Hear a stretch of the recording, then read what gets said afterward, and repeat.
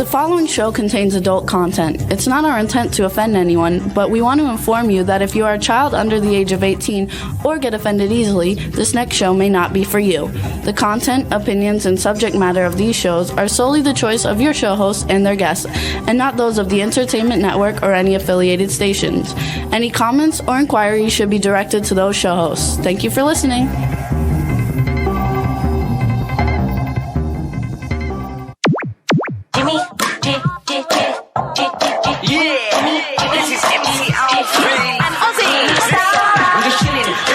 Sitting down and designing, why every man in my thinking, what are we gonna be wearing? Yo, I'm a Liverpool MC, you can't test me, big up the girls inside the party, let's get down to crazy Jimmy, big up myself and known as Alfie, the one and only, the Turkish MC, always love the clothes of Jimmy, bitch, I'm your wanna be, Jimmy Star's new celebrity, we'll take you out to Jimmy Star's.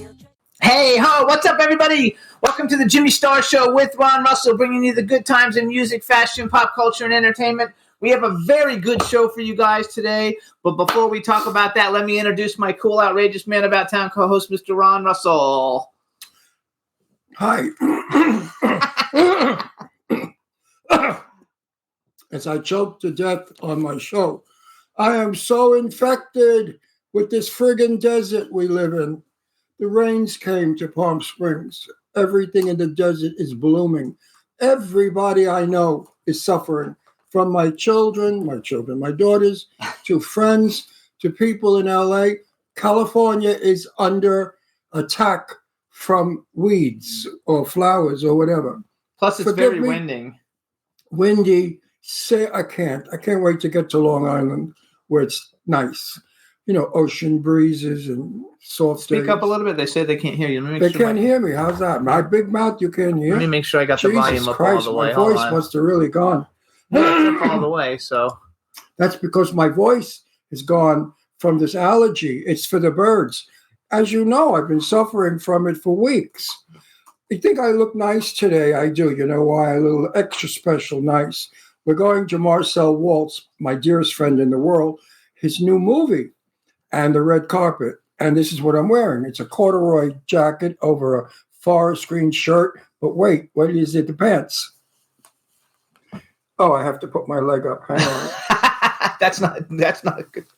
There we go. Look at the pants that go with the shirt, that go with the jacket. Okay. And my shoes are brown Docksiders. So I kind of look like a college man.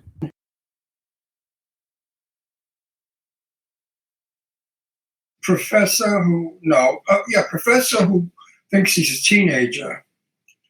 How's that? A professor who thinks he's a teenager. Yes. In other words, an old bag trying to look young. It's a sharp outfit. I like it. And it'll look good when we get on the red carpet and take pictures. There we go. So what are we doing today? I'm not good. Well, here we go. Our guests better be easy. Or else. Our guests are going to be great. Can you guys hear that better now? Because I just changed the microphone to the microphone. Yes, and my voice is gone. So please, don't go by my voice. So somebody in the chat room tell me if you can hear us better now. Yeah, I'm glad I'm not working on a movie because I would be in big trouble. Okay. You know, we have to keep the scenes the same. We shoot on Monday a scene, and then 3 weeks later we shoot the continuation of that scene, which means if you have one voice pattern and then you switch to another one and it's the same scene, you can't do it because it looks stupid. So when we're like this, we have a nurse on the set, and the nurse dopes you up with everything. She shoots you up with heroin, morphine, everything. Not really. I didn't understand any of that. Why? Of course you didn't, because you don't pay attention to me. No, but why are we talking about shooting one day on a scene? Because all you do is use my body. You just use my gorgeous body. What's up? And then once you're done using my body, you don't give a fuck about me. Right. Made me curse. See that? And I wasn't going to curse today. That's okay. So what's up, chat room? We want to welcome people in the chat room. Stefan Bell's in the chat room. Hi, Stefan. How's my gorgeous Tina? Dawn Hinton is in the chat room. Likes your watch. Hi, Dawn. Yeah, this is a watch given to me by Tits. That's Eileen Shapiro's nickname, Tits. You have to show it. You can't hold it down hang there. just a second. Are you directing again? Yes, well, I'm nobody not in the mood today. I know, but nobody can see it You when know you're what? looking I'm at it down I'm there. gonna blow snot. But you know, most people listen. I'm going to blow snot all Anyway, over come your on, 'cause black I have shirt. stuff to talk Shut about. up! Let's I'm going go. to blow snot all over your black shirt, you prick. Anyway, this is a what do you call it? Michael Kors watch that Eileen Shapiro gave me for Christmas. Isn't it lovely? Isn't that a nice gift she gave me? Yes, it's beautiful. Next year, Eileen, I want a diamond gold Rolex. Yeah, me too. So what's up? Who else is in the chat room? Lady Lake is in the chat room. Hi, Lady Lake Lady Music Lake. is in the chat room. Who? B. Claudia joined us. Me from Join My Knee. So is Hub Reynolds Jr. is in the chat room. Hub, I don't know if you saw our show last week, but I wore that gorgeous Indian bracelet you gave me, the big suede one with the Texas. Anyway, I wore it, and I said that if people liked it, they could order it from you. I don't know if he's still doing it or not, but he says he missed us last week. I know So, you were, hey. and I pushed your bracelet last week. So, yes, we're going to see Brute 1976, Marcel's new movie. The premiere is tonight. It should be a lot of fun. Hub says loves you. We have two great guests today, you guys. I'm super excited. The first guest is Matthias, and I don't know if that's how you pronounce it, Matthias Hues. I think he's German. Why do you have difficulty with people's names? Because it could be Matthias. It could be, there's lots of ways you to look at it, and you do it phonetically. No, it doesn't matter. That doesn't If make it's a any European difference. name, He's German, I think. a German, I think he's going to be calling us from Germany. Then you have to pronounce it German. What is his name? Mathias. Matthias, I think.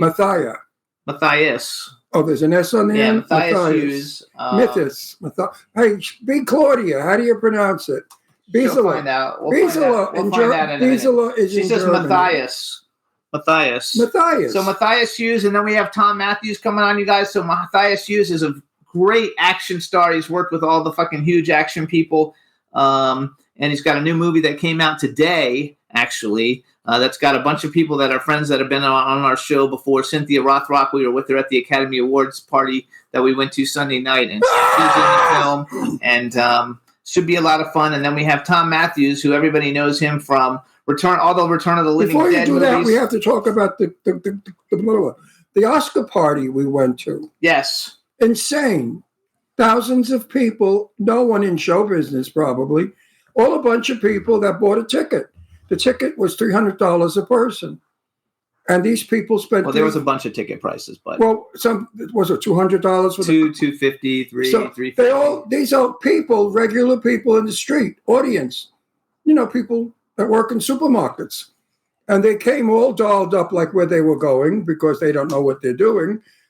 They think if you look like a drag queen, you're going to get discovered. To take over the spot. When I used to go to events of the Oscar years ago, only the people involved with the film or actors went. So we would stand around and talk about our craft.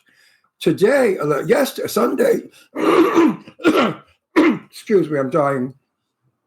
Sunday, it was just ordinary people, not speaking about the business. They were all getting on the red carpet doing all this posing stuff. I wanted to smack them. I wanted to say, get the fuck off that carpet. You don't deserve to be on that carpet. You're not in the movies. You have nothing to do with our business. Why are you here? Your audience. You're supposed to buy a ticket and watch our films and applaud. That's all.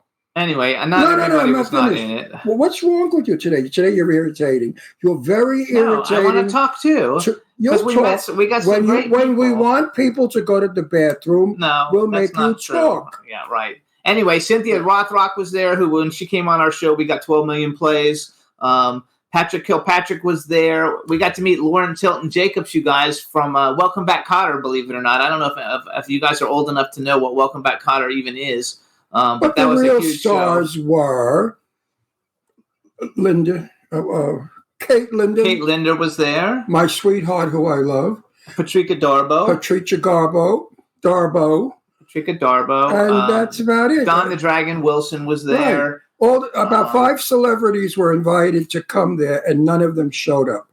Now, did they do that just to get people to buy tickets, or did all these 5 stars forget that it's bad manners to be advertised to be in a show and not show up? One was Lou Ferrignon, who I've met a million times. And Lou is a nice guy.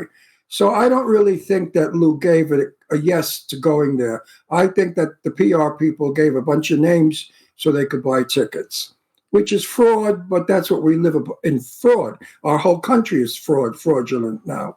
Either way, it was very good for business, and it was very good for our show. Everybody knew who we were. Oh, yeah. And that's the thing that freaked me out. So many people came up and said, Ron Russell, how are you? And I looked at them like, I don't know who these people are. And I just smiled and I said, oh, fine, thank you. And how are you? Good to see you. No idea who they are. And we love your show. You're very funny. You're a great new concept of a talk show. You're not boring like other shows. I mean, just the nicest people in the world came up to us. And I don't think any of them have ever really seen our show. Yeah, they have, because they wouldn't say it. I mean, a lot of times people... How would they know us? Well, a lot of times somebody will say, there's Ron Russell to someone, and then that person runs over and says, hello, Ron Russell, and has no idea who you are. Even the security guards were asking to take pictures with us. Like the people doing security and stuff were like, oh my God, we love your show. And they were taking really. pictures with I us. was so overwhelmed with all of the attention and the compliments. It was a wonderful evening for us on that viewpoint. And it was great because we sat at the table of Dream Cinema Productions, which is two of the films that we're going to be working on this year. One of them is Death Realm, The Haunting Begins, and the other one is called Psionic Rush. And if you ever saw these guys, they look like hitmen from Brooklyn, mafiosos, all of them. So, of course, my boss, who's Racer, that's his name, Racer, I called the boss, the head of the mob. And they're just a bunch of great guys that we're going to be working with 4 weeks in trailers in Nevada. If we don't kill each other, we're going to remain good friends forever. No, it's going to be fun. So real quick, we want to thank everybody for tuning in. You can listen to the show, on Apple Podcasts, iHeartRadio, SoundCloud, iTunes, Spotify, Amazon Music, YouTube, Google Podcasts, Radio Public, TuneIn, Pandora, and Amazon Prime. And I have good news for you people out there. If you remember The Nanny and you remember Fran Drescher's mother, Renee Taylor, well, Renee and I are working right now on her coming in on my movie, playing the star's sister. It will be hilarious because we're going to have the best comedians left in the world in my movie. What is it called? The Cursed Gift of Magic. The cursed, what is it? The Cursed Gift of Magic. Is that it? Yes. The Cursed Gift of Magic. And Renee Taylor, she loves the script, so I think she's coming in. We're just negotiating contracts. So that's good news. I would love to work with Renee Taylor. She's just the funniest lady around. You remember her from The Nanny. She played the mother. Anyway, we're going to move forward with our first guest. Yes, let's go to our first All right, let's bring him on. Hello. How are you doing, guys? Good. How are you? Thank you so much. Thank you for having me. I have a question for you. So is it Matthias? Matthias? How do we pronounce it correctly? It's Matthias. Matthias, see? That's what I said. I said that, and you said no. Matthias, all right. I just wanted to get it right so we can do a proper introduction. Oh, that's so nice. Yeah, because I'm German, so that's why it's spelled the same, but it's pronounced. The I is Matthias in Germany. So. I explained that to him. I'm Italian. Yeah. Europe. I was raised with ethnic German, Italian, Jewish. My neighborhood was a big melting pot. Brooklyn, a melting pot. Brooklyn. Yeah. Yes. So you learn accents. I want to tell you something. Wait, I want to introduce him so people knows who he is. Introduce him. Go ahead. All right, everybody. Now we want to welcome to the Jimmy Star Show with Ron Russell, action superstar Matthias Hues. Hello and welcome to the show. This is my cool, outrageous man about town co-host Ron Russell. I'm so excited to give him the best compliment he ever got. Okay, go. If we cut your hair short and darken it, you can look like the brother to the actor we love. Oh, that helps a lot. Richardson's husband, the passed away Richardson girl. Oh, Liam Neeson. You look like Liam Neeson. How many people have told you look like Liam Neeson? A few, but mostly it's the guy from Eagles. Glenn Fry? Or no, who's the guy from There's one who has the longish blonde hair. I'm not sure. Look it up. You're as handsome as Liam Neeson. Oh, that is so nice. I mean, I have to say, Liam Neeson is one of my favorite actors. You do look like him. Son, have you worked with But wait Liam a minute. Neeson yet? I think Liam, No. Liam is English, He's but English, judging yeah. by Oh, yeah. his He name, has a huge advantage because he's English. it's an Anglo name, but it could be German. Neeson. If you spell it U-M. Oh, they're saying you look like Joe Walsh is the guy from the Eagles. Joe Walsh. I'm like, okay, where do I go?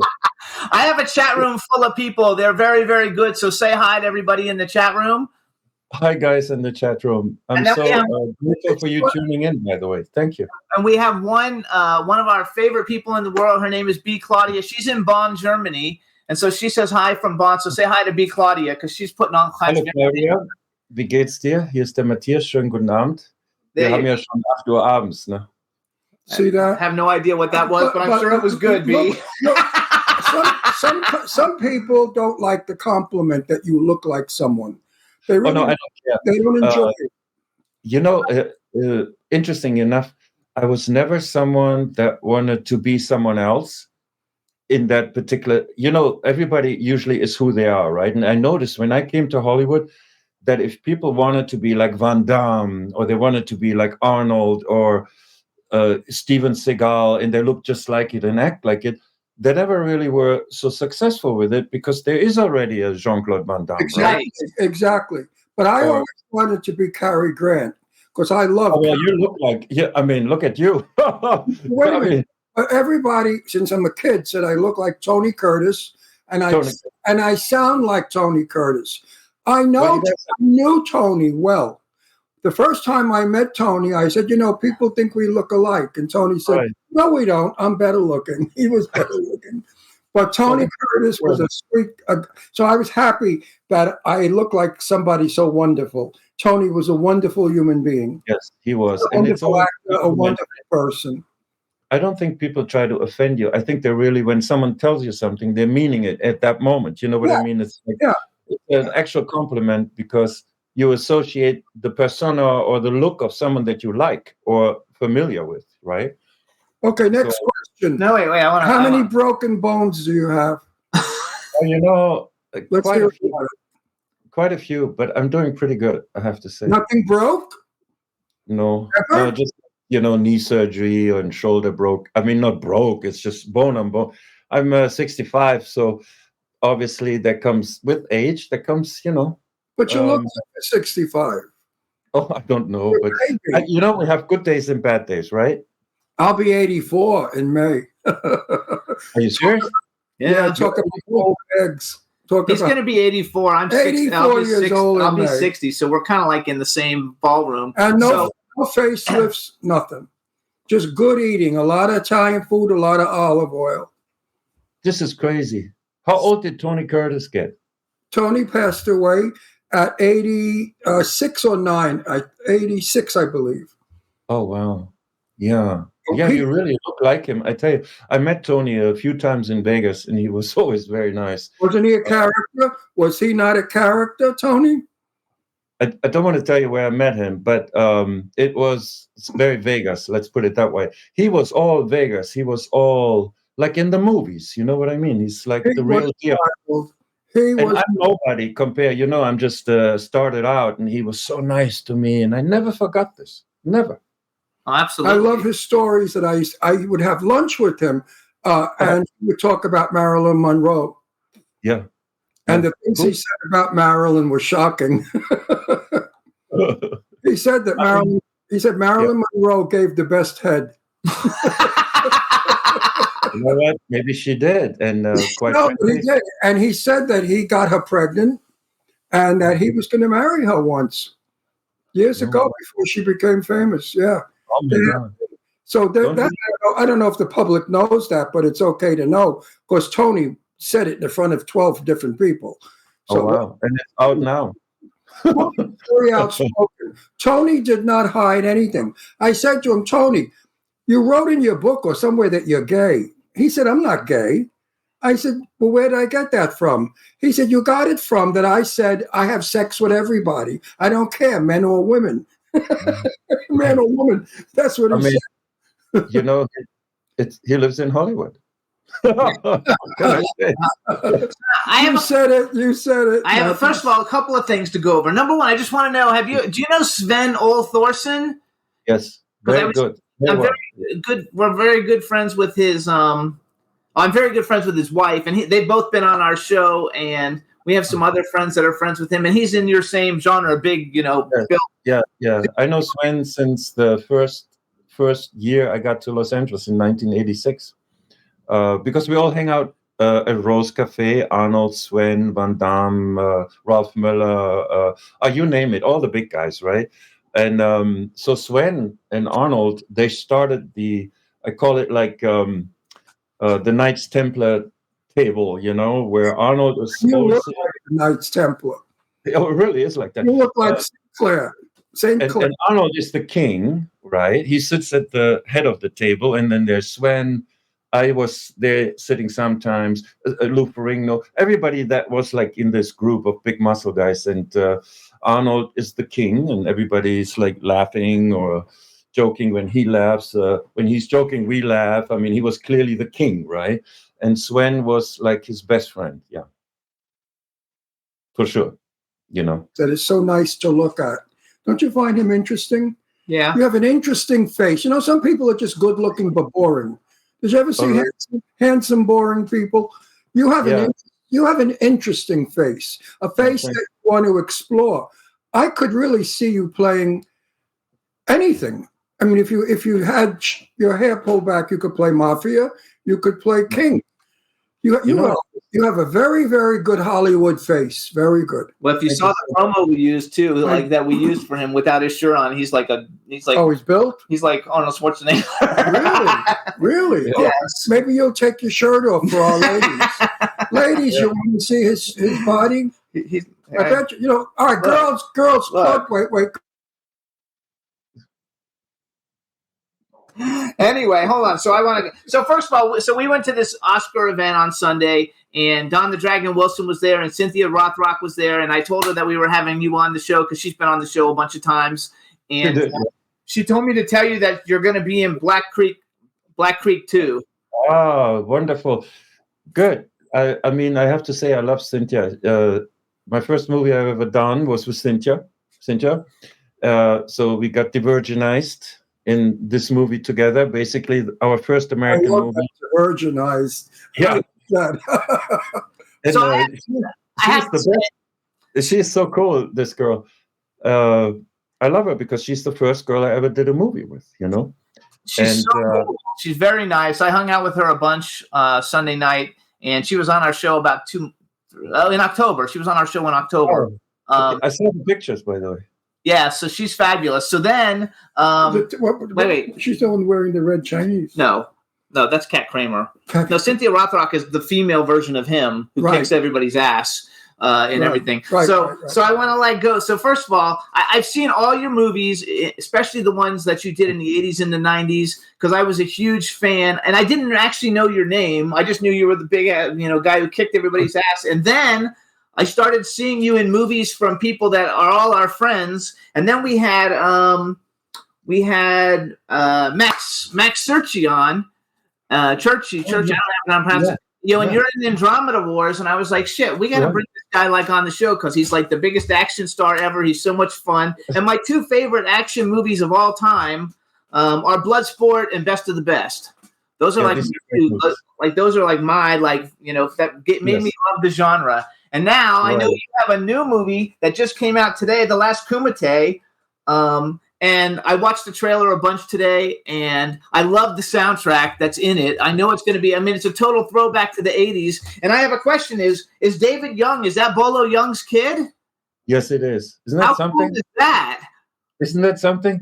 He looks just like Bolo Young, has an incredible body. And it's like Bolo Young cloned into himself again, being Bolo Young, but it's his son. So for the viewers who don't know, Bolo Young was fighting Bruce Lee. He became famous with that, and then he was fighting Jean-Claude Van Damme. He's the ultimate bad guy, Chinese. very intimidating guy. I got to tell you that. And I fought him a couple times myself. How many movies have you fought him in? Just one. Okay, I watched that. I watched the clips of that. Question. Yeah, I'm a fan of Jason Statham. I am. And I watched his latest movie, The Beekeeper. I have desert dust attacking me. We live in Palm Springs in the desert. Oh, you live in Palm Springs? Yes. We just saw Beekeeper. How do you like it? I've never seen an action figure person beat up 35 big men Secret Service agents. in 1.5 minutes.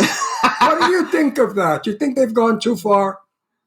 Well, lately everybody goes a bit far, I have to say, like John Wick style, right? Yes. I do like Jason Statham a lot. He's so handsome, rugged. I'm sick of these super good-looking guys. You know, I mean, this, like we talked earlier, he's like an interesting person. Very interesting. Very intense. And I met him one day. He's not so big, but he doesn't need to be big. He's short. You know? Yeah. How tall are you? You're 6'2", right? 6'5". You're huge. 6'5". You could play. What's his name in a minute? Dear God, being 83, the one thing is my mind is gone. No, come on. I forget names. Listen, you know how many people I've met in my life? 83. Yeah. A lot of. Especially in Hollywood. King Lear. You could be a perfect King Lear. I'd love to see you as King. Did you ever play King Lear? No. Shakespeare. Wow. Never did Shakespeare. It's a tall order, Ron. It's a tall order. Yes. But you could absolutely do it, though. Wait, I want to go back. Did you ever do Shakespeare? No. Because I'm German, it's rather difficult. I would have to have this English accent and all this. Possibly I would take a stab at it, but people usually don't, want to see me doing Shakespeare. You know what I mean? They kind of want to see. You're very Shakespearean looking. Oh, extremely Shakespearean. Totally. You want to hear something strange, Ron? Whenever in my whole career, it was like this. It's almost 37 years. People always said, "Oh, you need to cut your hair because then you can play serious roles and you've been taken seriously. Forget the muscles, all that bullshit." So then I cut my hair, I lose all my muscles, and I show up somewhere, and people say, "What the hell happened to you?" You know? Exactly. No, there's no winning this game, and I'm about to this close again to cut my hair because my wife keeps saying, "Cut the hair. You need to change your look, you need to become 65 and this, like a man with, no. You're no longer your body." If I were casting you, I would not cast you living on Long Island in New York in a little house with children. I certainly would not cast you as Father Knows Best. No way. Your look is so perfect. Don't change it. Because today, like my look, I play Mafia all the time. I don't know why. Maybe because I'm from Brooklyn and I'm Italian. You look like, you know what I mean. And I look like one. So they cast me all the time as a Mafia. But if I had long hair like you, I would look like Jane Russell. Yeah. Remember Jane Russell, the movie star? That's so funny that you say that. It makes sense in a way, right? So, everybody is the way they are. Like, for instance, Liam Neeson is always Liam Neeson, and no matter what. We love Jimmy and I are such fans of his. He is the strongest performer without doing a fucking thing. Man, he really is. He stands there and he's shot with the camera, and we're all in love with him. He is the most wonderful actor. Have you ever met him or seen him? Never. I would love to meet him and shake his hand and tell him, you know what? Yeah. I hate everybody in Hollywood because they're all full of shit.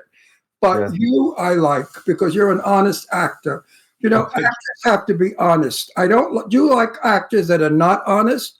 Hello, let's do lunch, you're fabulous people. I can't stand them. Yeah, it's Hollywood. So I mean, I've been there for so long. Now I'm in Germany because my mom is older. She's 94. she's at her end, right? So God bless her, 94. yeah, God bless her, huh? So do you Anyway. just come back for roles? Then you just come back for to do roles? Yeah. And but I just shot a movie here. Last Kumite was shot next door where I live. Cool. Oh wait, which I want to go back to that. So A German movie or in English? No, it's a martial art movie that's kind of like a homage to the 80s, 90s blood sport kickboxer film. And as you mentioned, Jimmy, there's Bolos Young in there, Cynthia Rothrock, Billy Blanks. I don't know. You guys know Tybo, Billy Blanks? Yeah, I do. I know all the action. I've seen every movie. I love all the different movies. No Retreat, No Surrender. I've seen all of them. Kickboxers. I've seen all of them. Jimmy and I watch go all in different directions. Yeah, I know Lauren Bacall, Betty Davis, Jane Russell. I know all the old legends of Hollywood. I don't know any of the people that he knows. I'm basically an '80s kid. You know, Yeah. I was really good friends with Corey Haim. I'm an '80s kid, So that's what makes our show so interesting. That's why every week we bring on. Like 2 weeks ago, we had Rosalind Kind. That's Barbara Streisand's sister. You know, on and and so we change it up all the time. No matter who watches our show, will find something of interest because we are so diversified. I'm old Hollywood, and Jimmy is. I'm '80s Hollywood. I'm basically '80s Hollywood. So I want to go back though to the last Kumite because it just came out today, right? No. I got to ask him personal. I know, but we got to do this because we already started talking about it. I don't want to come back to it. I mean, it's okay, guys.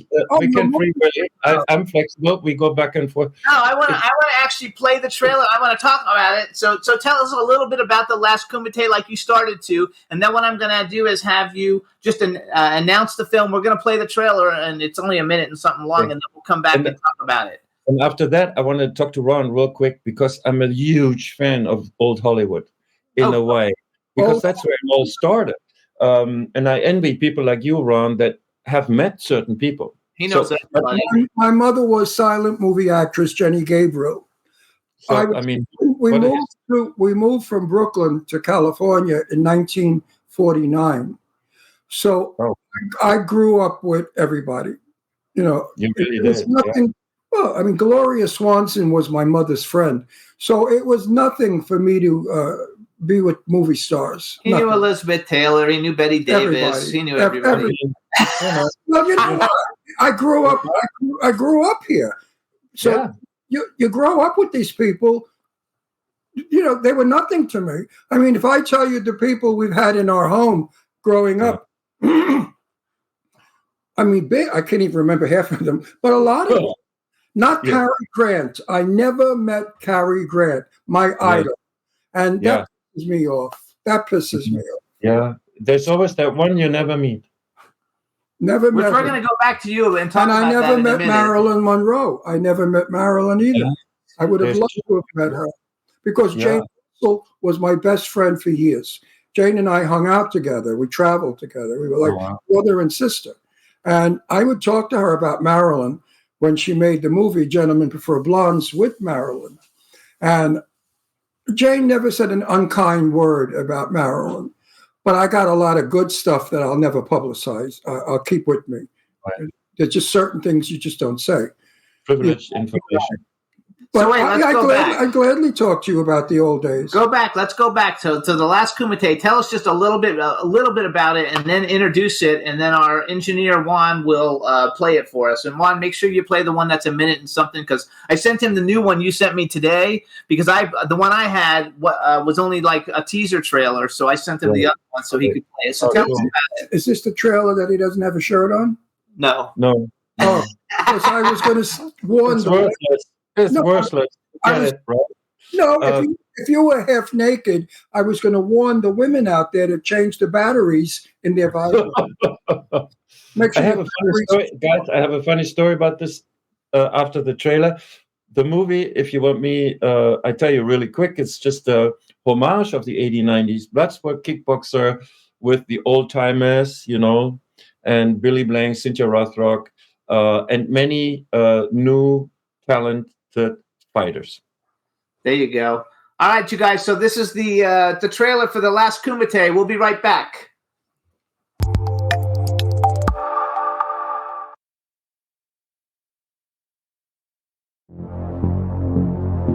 You're champion many times over. I can get you in a tournament. I'm talking about a real-life kumite in Eastern Europe. It's such an honor to see so many champions in one place. All of you have been selected to participate in the kumite. What if we don't win? You really want to know? My undefeated champion. This is Draco. My wife is being held hostage, and I'm being forced to fight in a kumite. Draco? I can't beat him. You don't have to. You just have to survive. Has anyone ever come close to beating Draco? No. There's one man I believe knows how. Oh, there's a bunch of people with a lot of money looking for some entertainment. And Ron Hall has brought that too. You better trust our entertainer. No, we're more. Let the battle begin!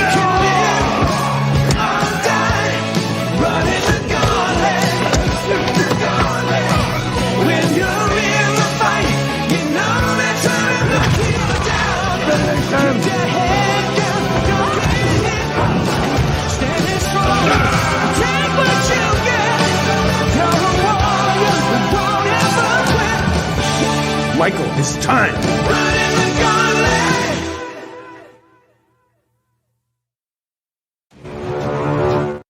I can't wait. I love this shit so much. I'm so excited. In Germany, she's saying that it says it came out today, the 16th, I guess, and that the reaction in Germany has been really good. And everybody says you're hot. I don't know. You know, a funny story. I swear to God, I love life. So in 1989 or something, I was shooting this movie Deathmatch, right? So I'm the guy with never a shirt on, walking around, the six packs, the muscles, and this and that. And Martin Kove was the guy that is the bad guy, watches all the fighters fight and this and that, right? And I thought back then, oh, you know, that's Martin Kove from Karate Kid, right? And which he has a TV series now, the Karate Kid television series, right? So, and then suddenly, fast forward like 27 years or something, and then I'm Martin Kove now. I'm not the one taking my shirt off anymore. I'm the one who plays the bad guy, having those young hot bodies, I mean, those muscle guys fight, right? And the first day, the director comes up to me and says, man, you got to take your shirt off. You're Matthias Hues. You know, this is how we see you. And I'm like, I looked at all these young guys and I thought, no, I'm not going to take my shirt off in this movie. You know what I mean? Guys are like, No, I think you're wrong. You know, I tell everybody there's beauty in every decade. yeah, Look that's at true. Sophia Loren. She's 90 years old almost. She don't look like she used to, but she's still a beautiful old Italian woman. And it's a lot of men. I mean, I think for 65, you're still handsome and sexy, and you're holding your own. No, I can't. The chat room loves you. I cannot compare you to Jason. No, you're not like Jason, but Jason's not like you. Right, everybody's different. You know, you hold your own. I still play, maybe not the leading man romantic, but I'm the dirty guy that's always making filthy wisecracks to women. And the best part is I'm gay. Jimmy and I are married, and I'm gay, and I play these parts of these tough, hot men that want to bang every broad they see. Right. So You know, I think you're great for your age. I wouldn't change a thing about you. No, I think you're okay. You're good in my book. I don't like you with a beard. I think you'd look better shaven. you know, No, when I have a beard, I look 100. Jimmy tells me, shave, you look like an old man. No, when I have a beard, I don't look good. I like it. See, there we go. A lot of it is subjective, right? My wife said, No, a beard will age you. If I have to, like I'm playing Kevin Bacon's father in an upcoming movie. oh, wow. You know, wow. Kevin and I almost could look like brothers, not father and son, because I don't look old. So now I will grow a little bit of a beard and eyeglasses. Right. So Interesting. Oh, wow. I'm a big fan of him. a clean-shaven face is very useful. I'm totally going to get you. So I'm a producer. I don't act. I'm a producer, and I want to work with Liam Neeson. He's on my list of people We love it.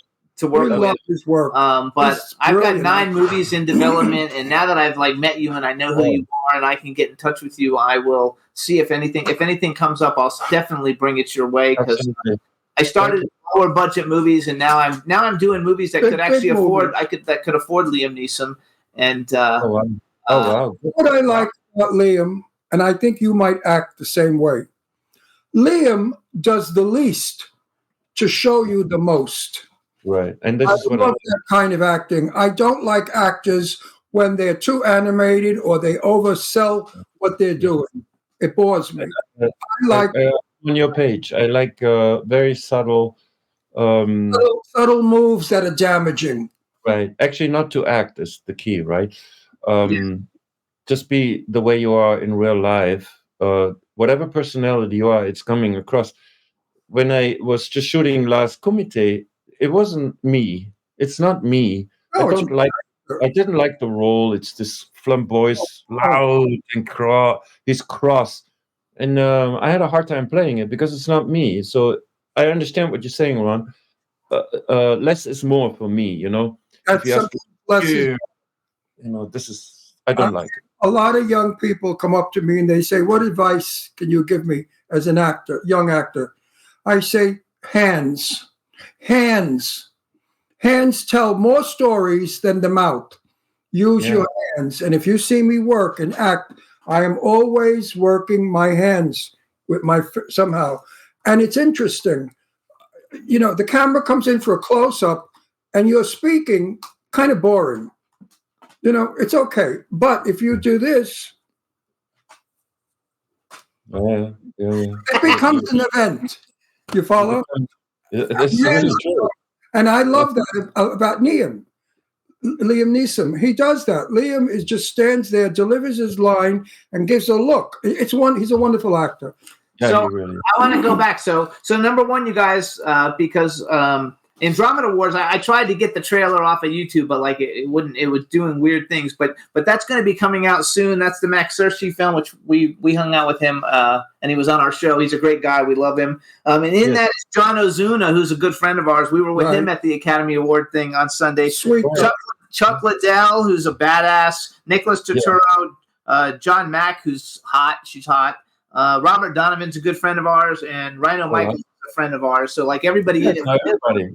Do you know our friend Jan Birch? Yeah, you know everybody. We know everybody. Jan Birch is. We're going to see him tonight. We're going to a premiere tonight. Jan and his wife are the most wonderful people you will ever meet in your life. Yeah, no, true. I love both of them. They live right there where I used to live. They are so nice. And Jan for you. I'll tell him that we had you on the show today, and we say hi. Jan is a wonderful guy and a good actor. Cool. Yeah, he's a good actor and he has a great face. I'm working with him in a movie coming up. Okay. Yeah. I've never worked with him, and it's fun. So it'll be fun working with him. Oh, he's good. He's good. So here, I'm going to brag a little. Here's some of the people that you've worked with, and some of them we actually. So you like Cynthia Rothrock, we know. Natalie Denise Spurl was in Gunfight at Rio Bravo, and when I'm not producing, I'm a publicist, and so she was one of my clients. Eric Roberts been on the show. Patrick Kilpatrick's been on the show. We hung out with Costas Mandalore. He's coming on the show. I love him. He's fabulous. Michael Pare, Ron, we know. I know Michael for 40-something years. Barbara Crampton's been on the show. Udo Kier, we see in Palm Springs all the time. We went to an Oscar party a couple years ago with Kelly Hu. Eric Roberts has been on the show. Bai Ling is coming on the show. Good. Mark DeCascos, I love him. Adrian Paul's been on the show. Robert Davi's been on the show. Oh, wow. Benny Reyes Jr.'s been on the show. Our show is not like some of the shitty podcasts you have. Everybody. It's really good because all the people you just mentioned, they have been around. They're awesome people. Oh no, they're all fun. We only invite people that we think are going to be terrific on the show. All pros. We're the number one podcast show in the world. Did you know that? Yeah, we're way up there. You know what? I did some research, and it's amazing. Unbelievable. Because you know why? You know why? We're real. We don't hold this shit like, hello. What made you think you could be an actor one day? We're not punch. Fuck Plus, that we shit. don't have like all I do is write down the movies that you're in. I don't have any questions. We just No. talk. Like, I think that's the charm of your show because, and I think your success also lies in the fact that you both are very different. Yes. You have different personalities, different looks, and you have a different. You like 80s movies, right? And Ron, you like more the old time Hollywood style and seasoned actors. You know, I think it's a wonderful blend together. So you're covering a lot. The thing that we went to the Oscars Sunday, all right? Yeah. The party. I was shocked at the people that came up to me. I didn't think anybody knew us because we're radio and television. Saying how great our show was, how much they loved it, and how they felt like they were visiting us. One guy said, I felt like you were my best friends and I was sitting with you. And I hugged him. I said, thank you so much, because that's what we want. We want everybody that comes on our show to think they're in Brooklyn, in my kitchen, having coffee and Entenmann's crumb cake, and just shoot the shit. You can curse, say whatever you like. You could be you. You don't have to be on our show. And I think that's the secret to our show. We bring out the truth in the performer, in the actor. And you're a sweetheart of a guy. I mean, I could have beers with you in Germany and some actors you can't. You know, you ever meet an actor, no matter what you do, they're fucked up. They don't talk. They stay away. There's so many shades of people. I mean, you meet them all while you're out there in Hollywood. I met every celebrity, not that mostly also you see them. It's not that I meet everybody. I at least where I live in Brentwood, in the coffee shops, in my gym there, all the A-list people are there. And some people are like, I don't know. They don't even, I don't know. You just sense it. They're a bit stuck up, you know. And the biggest names are so friendly again. So it's kind of weird. I don't know. It's hit or miss, right? Hit or miss. I think a lot of them have drug problems. I think so. A lot of them are stoned, and they're not showing you. They're pretending they're not stoned. And that's why they seem to be aloof. So hang on, I want to change the topic because I have several things I want to talk about still. Number one, first of all, so I collect action figures. I have like an extensive action figure collection. Do you have an action figure? Have they made an action figure of you yet? No, they did a horror figure for this Puppet Master sequel. Yeah, but not you specifically, right? Oh, they did. But I think they did it from Barbara Kempton. They did it for all the cast. But I don't know where to buy those.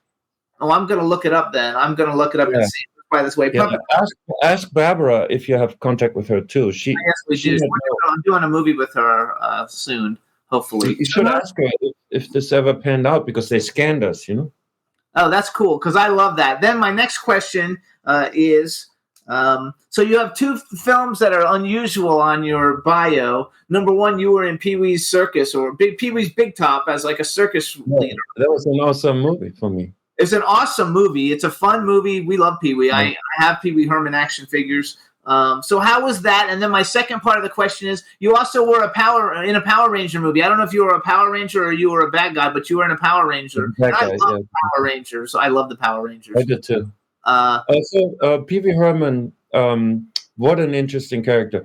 So I was really unaware of who he was when I got cast because I just arrived in Hollywood.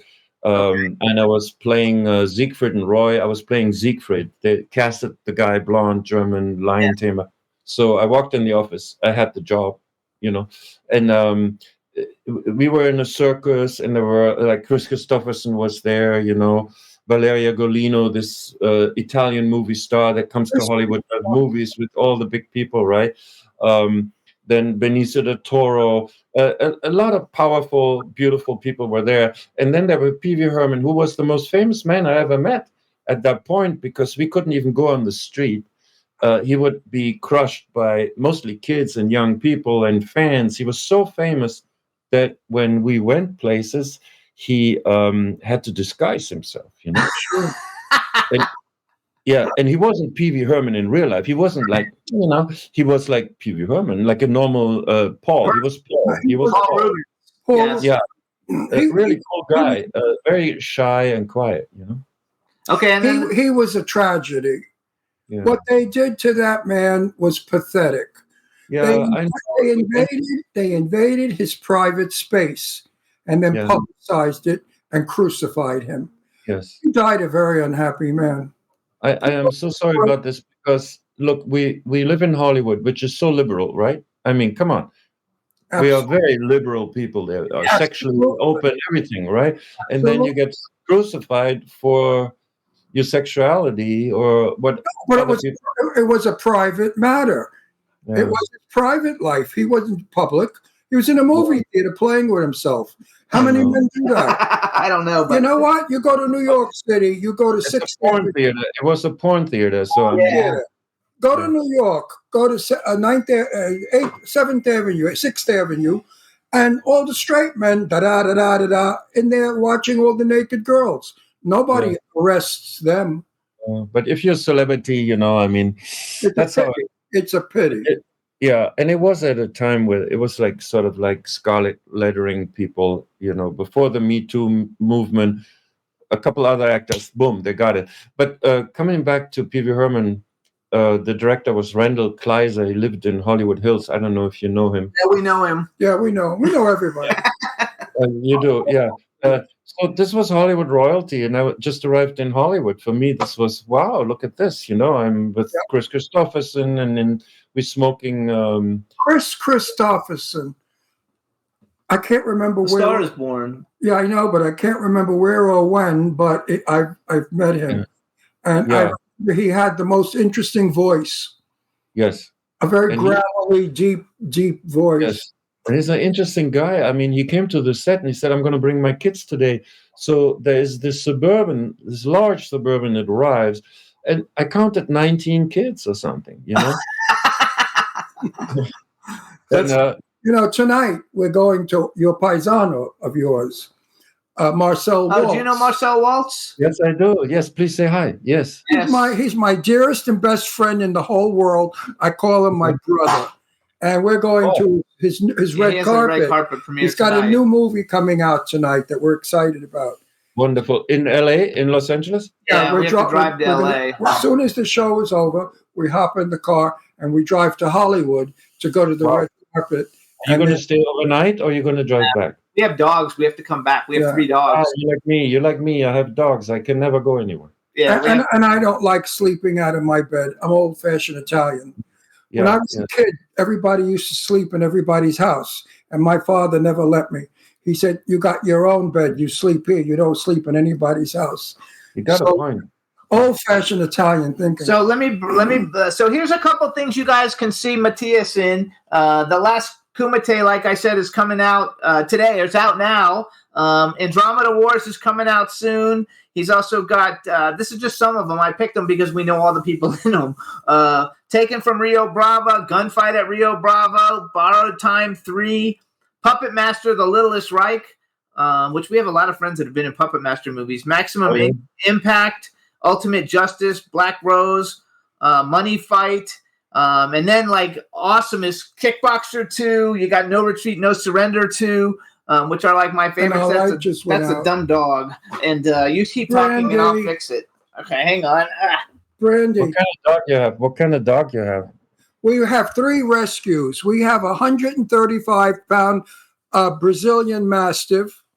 And we have a 7-pound Poodle Terrier mix. Here's the 7-pound. That's a 7-pound. Say hi. And then we have what is 35-pound English Sheepdog Terrier mix. Yeah. Oh, wow. So hey, do you guys you love living in Palm Springs? Is it fun? Is it a good place?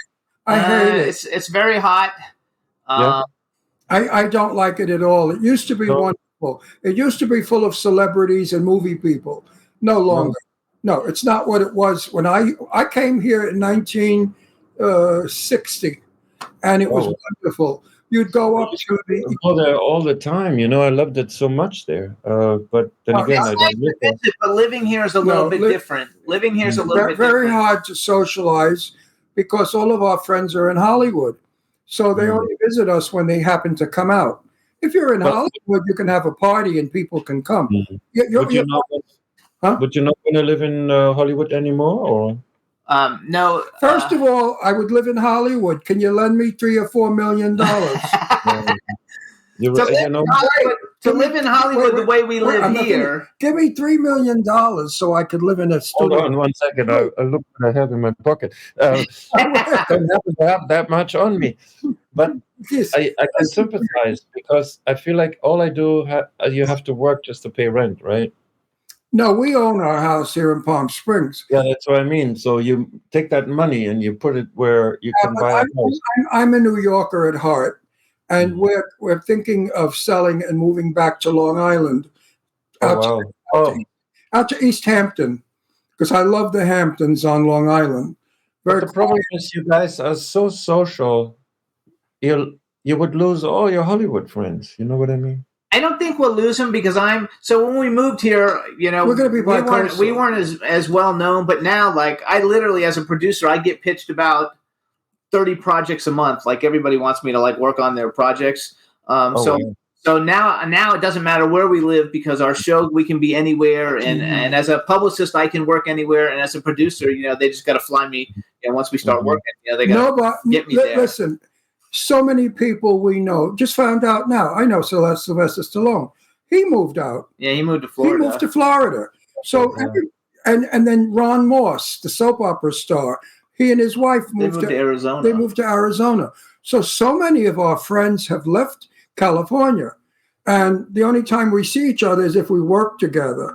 Or we go to an event. Like, we're going to an event tonight, we'll see everybody tonight. Right. So you no longer have to work in Hollywood to get... That's true. You're in freaking Germany and you just did a movie. You're in Germany, and right now, 5 million people will be watching or listening to this show because that's our reach. That's what we get. That's huge. Now, 40, 50 years ago in my day, the only way people would know you through a magazine, Hollywood Love magazine. Yeah, you would have to be the right publicity. Yeah. So you had to stay in Hollywood. Yeah. We could, first of all, listen, I'm in a movie in Nevada, Arizona. I'm going to Portugal. And Germany will be where we're going to be in Germany. Actually, I might be able to get him in that one. Yeah. We haven't started cast. We've only cast. It's a big movie. The only people that are attached so far are Sharon Stone and Mel Gibson. But that's amazing. That's good. Good for you. Wow. Wow.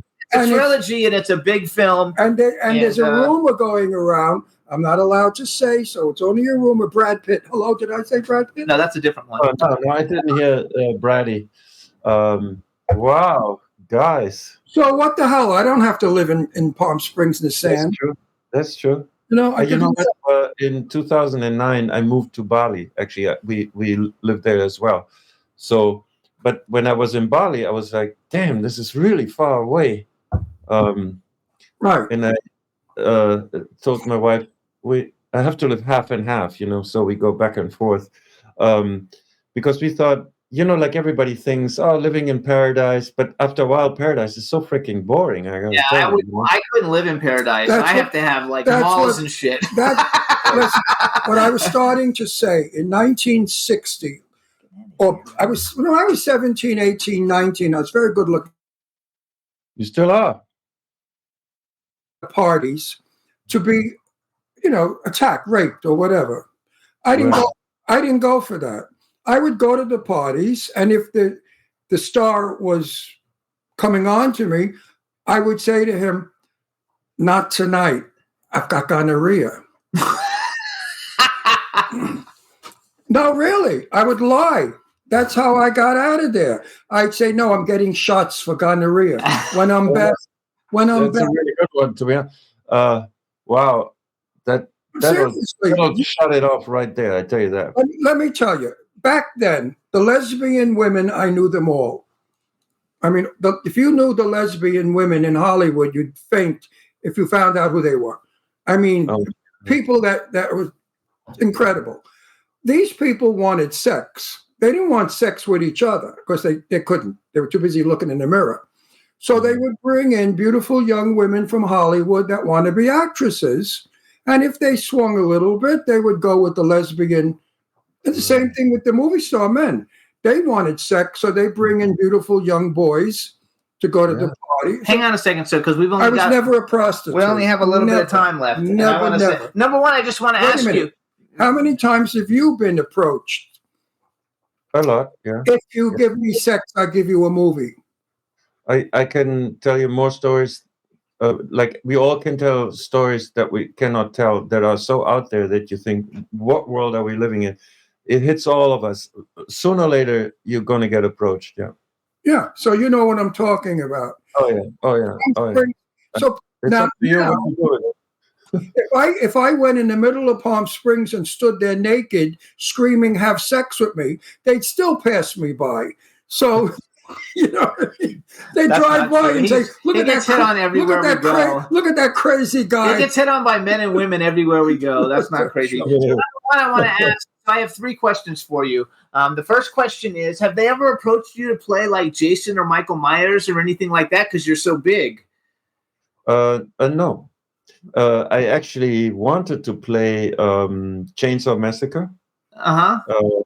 But it went to another actor, Andrew Banowski. Yes, okay. I know him. I know him too. Yeah. Well, I figured. But you know what? You held your own. You did a lot. Puppet Master is a movie I like, by the way. I do horror movies all the time. Yeah. And I don't like them. Oh, that's so funny. And I tell them I will not be in a horror movie that's chop. If it's a chop movie, I'm not in it. Wait. In the chat room, B. Claudia from Germany is writing that you have a book called Shirtless in Hollywood, The Battle for Hollywood. I don't know. I don't know what the other thing part of it is because it's in German. The Battle for Hollywood, Tasher Budge. Tacken Booch. I don't know what the hell that means. It's on Amazon. So what kind of book is it? Is it all you? Yeah, I wrote it, and no ghostwriting. It's almost 500 pages of Hollywood. Oh, and that's you know, it's a love story. It's nothing slandering, nothing of that sort, because that would be another book. But I don't believe in airing out dirty laundry. I got so many stories, you know, about Hollywood, like you have, right? And I wrote it in a novel type, but it's all true. It's like a memoir, and it was just so much fun to write it because I love Hollywood so much. Oh, I love that. All right. So then my question, we'll have to tell everybody to get it. And my next thing is that you so here's what I like to ask all the actors. It's like a bucket list. You've worked with so many different people. You worked with so many different people. What bucket list male and female actor that you haven't worked with that you would like to work with? And if you could have been in any film that's ever been made, what movie would you have liked to have been in? Shit. Okay, so yeah, I would have loved to work. I would love to work with Mel Gibson or meet him. Okay, Mel Gibson. Yeah, I might be able to help that. Well, that might happen in the movie. I'm in that movie too. Wouldn't that be nice if we worked? Oh wow! I mean, you guys are so lucky. You get to work with him. That's one thing. The movie I would have loved to be in it, have been in it. Was one of those Gladiator. I auditioned, but I didn't get it. So Gladiator, yes. Oh, that's the one that Sven is in. Who? Yes. Gladiator. Oh, Gladiator. Hang on. Yeah. Yes, you'd be good in Gladiator. There was a good role in there. I didn't get it. It was Ralph Miller got it. You could still play a gladiator. You look good enough to play a gladiator. Talk for a second, because our next guest can't get the link to work, and I got to send it to him. Oh, no problem. Talk. I got to make it quick and funny and fast. So when how often? I guess. Yes, you're such an interesting person. Thank you really are. Well, you know, if you don't accumulate a lot in 83 years, you're an asshole. You're stupid. I'm a Gemini, and I'm a sponge. I have to learn continuously. Like now, I know you. I will know all about you, or I won't. If you're an interesting guy, and I'd like to work with you because what am I playing? I'm not playing Mafia. They got me playing some other shit. I think I'm a detective. a cop. You can play anything. I mean, you can play so many roles. I play priests, cops, Yes. and Yes. mafia. And now Yes. fathers. A lot of time, 2 or 3 movies playing a father. But So- you could also play a priest, believe it or not. Oh, I do play a priest. he's played a priest I a have couple played times. a priest. Yeah. You could play also an FBI or CIA. I do. I'm an FBI agent in Yes. a movie. Actually, the sky's the limit when it comes to you. No, I'm a got- character actor. Yeah, and that's really wonderful because everything is open for you. Everything. It's Yeah. awesome. So number one, I want to say thank you for. I'm so happy that we now know you. Yes, you're my buddy. We really do You have a feel lot like of friends. my buddy. We really do have a lot of friends in common. Yes. I would Yes, love we to do. work with you in the future. And now that I know that you're cool, because I always like to meet people on the show and find out if they're cool. Because if you're a dick, then I don't want to work with you. You know what I like most about you? You want to hear what I like most about you? Yeah, I do. You're Actually. old school. You're a gentleman. Yes. Oh, thank you. And I am older. And you don't find gentlemen today. They're gone Thank with the wind. But you are a gentleman, and you remind me of a 1940s actor. Oh, thank you so much. It means a lot to me because I love Hollywood back then and I love Hollywood now. If you don't love Hollywood, don't be part of it. You have to love it, right? Because it's not easy. You have to love the work. Yes, the work, the people, you hate it sometimes, but overall, wow. Thank God I'm allowed to be there, Absolutely. Good. So congratulations on all your success. Yes. Everybody check out The Last Kumite. It's now going to be available. Is it available in America now too? Oh, yeah. Yeah, so everybody watch it. So Pre-order and all that stuff. Kumite, you guys. Enjoy, and thank you so much. Say hello to your wife. Love all the pictures in the background, and we'll see you soon. Look forward to meeting you in Thank you person. for having me, and we'll talk soon. Bye-bye. Take care. Bye-bye. Yay! Auf Wiedersehen. What a cool guy, though, right? Very nice fella. So, you guys, real quick, before we bring on our next guest, Ron wants me to play this. So, we have Clowny, official teaser trailer. Clowny's going to be coming out later this year. Ron plays a role in it, and the trailer's actually pretty good. It's a lot of fun. So, enjoy Clowny, and then we'll come back with our next guest, Thom Mathews. I see he likes toys. This is my son. I mean, my son's doll. Tomorrow is our Thursday at our new home. Bye, Dada. Bye, Mama. I love you too. You'll be fine. Let's welcome Gavin to our classroom. Sorry, kid. Seat's taken. Welcome to our town. Changing schools is hard, but you will find a special friend. No, he may be mute, but he sure ain't blind. We still gotta do this, right? But before you blow out the candles, You have to make a wish. you brought this doll. I didn't realize. Looks like you have HCG in your system. You're pregnant? I thought the doctor said you couldn't get pregnant. We would like to reveal the gender of our new baby. I don't want to hold you up here. I know it's Halloween. There's a lot of cycles out there. Two of your fellow classmates, Billy and Jack, are still missing. Really think putting signs up of your missing dog is more important than my two boys? Wonder what's up there. Time to celebrate. Praise the Lord. Praise the Lord. Praise the Lord. This is not a pretty Christmas picture. Why did that thing just move?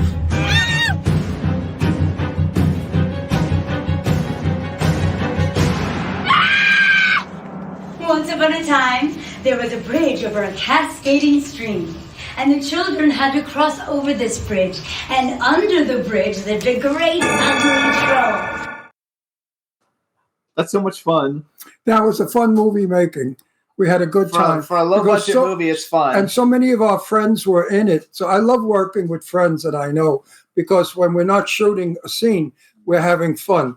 And the laughs are tremendous. All right, so now we're going to bring good movie. on our next guest. Let's bring him in. Hey, what's up? Don't you know it's impolite to point? I'm backstage. Hey, you know what, too? Fuck, you look like Al Bundy when you did that.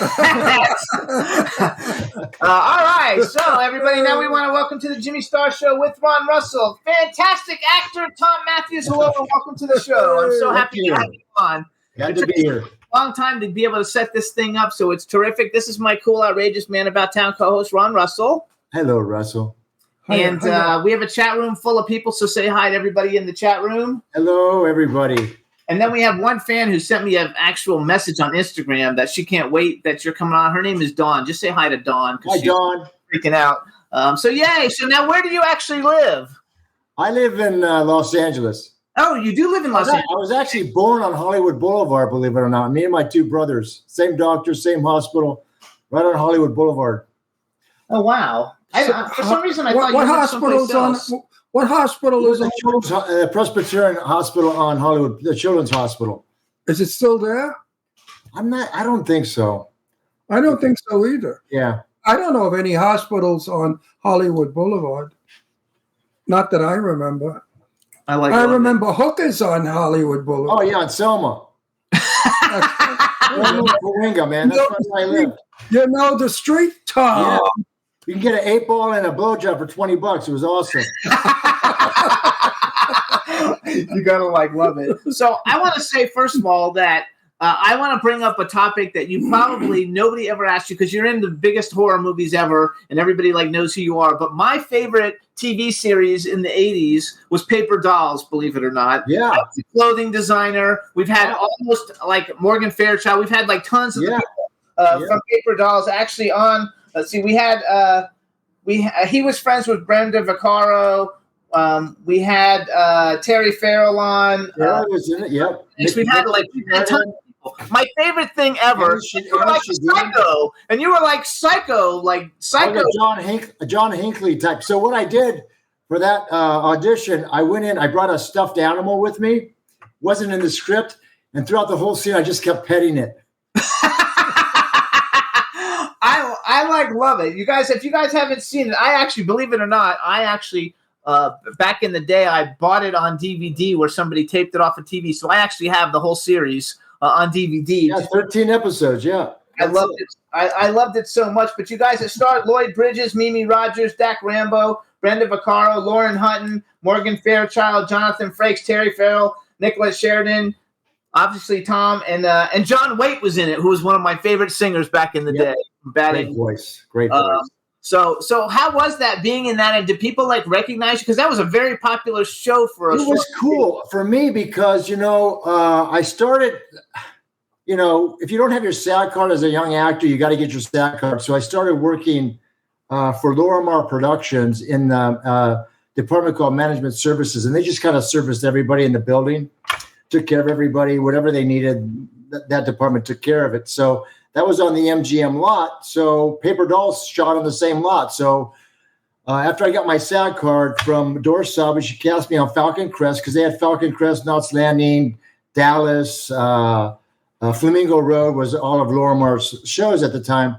And Doris Salvage gave me a walk on Falcon Crest. So I got my SAG card. So years later, I went back and filmed Paper Dolls on the lot. So that was kind of cool for me. I love it. I just it's the greatest thing ever. And there, it was a movie Paper Dolls also. First there was the movie, and then there was the TV series. And the movie, the Nicolette Sheridan version was played by Daryl Hannah, and it was great. I have that on video too someplace. Daryl Hannah. Oh, I don't know. She's around. Does she work still, Daryl Hannah? I don't know. I'm sure she does. Everybody works. There's so many streaming services and places to see stuff. Yeah, that's true. So you're very. He's working in Indonesia right now on a streaming thing. So So what do people most recognize you from? Probably the Return of the Living Dead. It's both. I mean, Return of the Living Dead fans are just really heartfelt and to the core. I mean, they're a solid base of fans. I mean, I've got tattoos of myself all over the world on people's bodies and stuff like that. From, it's wild. And then again, the franchise for Friday the 13th, although the franchise is all over the place. Part 6 is a much beloved, show in that franchise. Actually, we had so you guys. It's Friday the 13th, Part 6. Jason Lives. That's right. We had CJ Graham on about, I don't know, back in October probably. We had him on. Yep. And I actually have somebody coming on next month. Getting back to Night of the Living Dead. I saw the original. No, the Return of the Living Dead. It's not the same movie. Stop correcting me. This motherfucker always. I'm talking here. No, he has to be a director. I don't have a director on this show. It's free for all. I'm gonna kick his ass after the show's over. Now you made me forget what I was going to say. I saw the Night of the Living Dead. Black and white, yeah. Loved it. Yeah. Shit. Never saw a zombie. Don't forget. All I saw was Psycho. That was wicked in my day. That was dangerous. Oh. Then I heard your movie was being made, and I said, "Oh shit, they can't come anywhere near it. It's going to be a piece of shit." Surprise! I saw your movie. Yeah. I liked it. Yeah, I liked your movie, Return of the Night of the Living Dead. No, Return of the Living. That's close. Whatever. Go fuck yourself with the correction. But Return of the Living Dead is more of a comedy. You know what? Can you lend me 30? Well, I say it's a dark comedy. Dark comedy, right? Yeah. Can you lend me $3,000 so I could divorce this prick? Sure. Yes. So pay it back weekly. Because we actually had. It's going to take 6 months. If you're in California, you got to divorce him. It's going to take six months if you file now. Return of the Living Dead 2 also. I used to be really good friends with Michael Kenworthy, was on the show a bunch back in the day when we were broadcasting out of Florida. So you guys in Return of the Living Dead, you had Clu Gallagher, James Karen, Linnea Quigley's a friend, Beverly Randolph, Don Calfa. How do you pronounce his last name? Calfa? Calfa. And you and Don basically steal the show. Right. Me and Don, yeah. I was with most of my scenes were Jimmy Karen. And it's such a great movie. So people really know you from that. Yes. You know what? I've done 30 movies, but that's what they reckon. Yeah. I still go to, we do conventions, horror conventions all over the world. So I see CJ a lot, the cast of Return of the Living Dead. Next year, 2025 is the 40-year reunion of Return of the Living Dead. Wow, oh my God, 40 years. You know what I found wrong about the movie was it should have been shot in black and white, because that's what was disgusting about the first one was when the arm was on fire and they began eating the arm. And black and white is really, I find black and white scary. Color is kind of like Disney-ish. What do you think? Shouldn't you have shot your movie in black and white? I like the color, but I understand what you're saying. I know Tom McLaughlin, who shot Friday the 13th, Jason Lives. I think he has a version where it's in black and white. So he's old school. He's like old school horror. I mean, that opening scene with the lightning bolt coming in, that's all from the old school horror, Frankenstein and things like that. Right. There's one scene where the background is the Karloff supermarket. I'm in a phone booth talking to the sheriff's daughter. Do you have an action figure of yourself behind you? I do. That's so freaking cool. Yes. Somebody made that for me. That is freaking awesome. That's Freddy from Return of the Living Dead. Yeah. It's probably 20 inches tall. Getting back to the technique, a castle. If you shoot a castle in black and white, it is eerie. Yes. It is scary. Yeah. But if you shoot it in color, it's very beautiful. Let's move in. You know what I mean? It takes a whole different meaning. So don't forget, I'm 83 years old. So I'm from the day of black. You look good. Yeah, I'm from the day of black and white. 83, wow. I love black and white film. Actually, so then you besides horror though, because I know I wrote down all these different films. So the guy we had on before you, Matthias Hues, he was a Kickboxer 2, and you're Kickboxer 4. Yeah. Which I love all those like karate movies. Also, though, you've got The Peacemaker with George Clooney and Nicole Kidman and Randall Battenkoff. Was Randall Battenkoff in The Peacemaker or in The Living Years? What's the name? Randall Battenkoff, because he's been on our show. Randall was in The Peacemaker. Yeah, okay, because he's been on our show. And then you have In the Living Years, and we had Marta Van Peebles and Gordon on the show. If Looks Could Kill, we had Antonio Sabato Jr., and we're getting ready to do a movie with Lee Ehrenberg. We're actually getting ready to start shooting something in the next probably 60 days with him. Fantastic. Which is a lot of fun. In LA? We're shooting in Nevada, actually. So tell me a little bit. So do you do you like doing horror better? Because you're kind of half and half. No, I'm a drama guy, so I mean I do a lot of comedy and stuff like that, but the comedy comes out of the writing of it. It's not really slapstick, so that's kind of what I do. I like it because I also know you did a couple fan films like Friday the 13th, Vengeance 2, and actually we had Paul Taylor and Tamara Glenn is a good friend of ours, C.J. Graham, Darcy DeMoss. Kind of like it's kind of cool that like they're taking all the people from them to do the fan films instead of putting other people in them. So do you do a lot of conventions with everybody? Yeah, I do. Who's your? I've got probably 10 more this year to do. Who's your convention rep? Different. Sometimes the promoters reach out to me directly on Facebook, and then I've got a couple other people who book me as it comes up. Oh no, that's cool. Yeah, Chris Majors is my main guy. Good guy. We're friends. Yes. Oh, good. We're friends with we know everything. CJ and I get booked a lot because Jason lives. Right. He does a lot of his own stuff. I just got back from London doing the London Comic-Con a couple of weeks ago. How was that? It was good. It was a good turnout. Hard flight, to get over and get back. Usually we make a trip out of it, my wife and I, but not this time. I wouldn't bitch about it. It's free and you're getting paid. Fuck, I would do it. I don't give a shit if they sailed me over in a canoe. I would do it. That'd be an adventure for sure. No, I'm serious. You get a lot of money for being there. Plus, they pay all your expenses. I know you're old school, but now they have things called airplanes. They actually fly you over. Wait a minute, just so you know. My very good friend, my buddy, my brother, Sean Kanan. Do you know Sean Kanan? No. Soap opera star. He's in the Karate Kid. Anyway, he's so big. Dubai, the fucking prince of Dubai, sends him and his wife to Dubai on the most incredible airplane. I'm sure. You probably grew up with him watching him. They got limo service. They stayed at the palace. They had dinner with the Prince of Dubai. I said to him, "You mother, why not me? Why you? I was love to go." He said, "Well, learn to kickbox." I said, at my age, if I kickbox, my leg will come off. If I kick. That's a horror movie, not a kickboxer movie. Right. So I thought how lucky Sean and his wife was. I'm not finished with the story. Now they sent him to Paris with his wife, all expenses paid. Holy shit. Money's no object for some people, but it's all nostalgic, People come, whoever the horror fan, it's all what they grew up on and what they like to watch, and it's been a fun ride. You have to say too, horror fans are the most loyal fans. It's unbelievable.